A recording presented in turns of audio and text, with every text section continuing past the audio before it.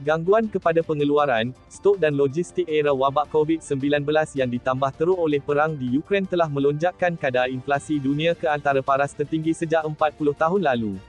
Saya pernah ramal pada pertengahan tahun lalu bahawa inflasi akan menjadi masalah besar sebab pandemik, tapi saya tak terfikir akan berlaku peperangan di antara Rusia dan Ukraine.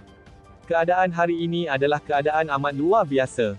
Masa 100 tahun sudah berlaku sejak pandemik global dahulu berlaku pada tahun 1920-an. Perang di Ukraine merupakan krisis terbesar benua Eropah dan negara-negara barat sejak 80 tahun dahulu, iaitu ketika Perang Dunia Kedua. Jika nak kawal kesan-kesan kedua krisis ini secara sepenuhnya, amat susah, tapi ini adalah cabaran global yang kerajaan perlu redakan dengan dasar-dasar yang baik serta adil. Sebagai negara pengeksport komoditi yang besar, Malaysia ada kelebihan dalam situasi ini. Harga-harga komoditi kini pada harga yang amat tinggi. Harga sawit adalah 3 hingga 4 kali ganda berbanding harga sebelum pandemik bermula. Harga gas asli pula naik sehingga 10 kali ganda lebih tinggi. Itulah sebab Petronas mampu melaporkan keuntungan besar sebanyak 23 bilion ringgit bagi 3 bulan pertama tahun ini. Tidak mustahil sekiranya keuntungan mencecah 100 bilion ringgit bagi keseluruhan tahun ini. Keuntungan syarikat peladangan besar juga berganda 3 hingga 4 kali ganda berbanding sebelum pandemik.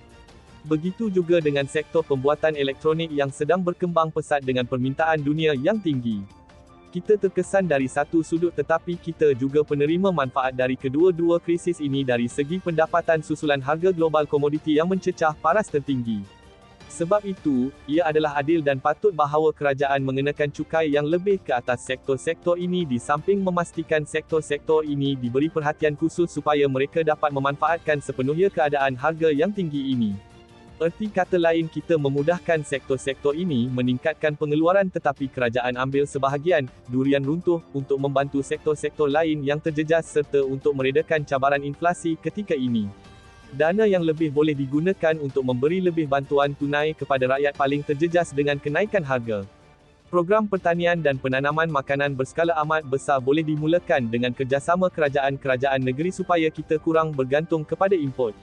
Peruntukan bagi subsidi bahan makanan dan bahan binaan boleh dipertingkatkan agar pengeluar, pengimport serta sektor pembinaan tidak mengalami kerugian atau terpaksa henti beroperasi susulan harga yang tidak dapat dikawal.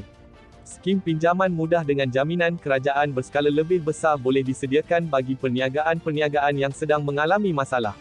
Namun kesemua ini patut dipercepatkan dari segi pelaksanaan dan dikurangkan birokrasi sekiranya cadangan-cadangan ini diterima.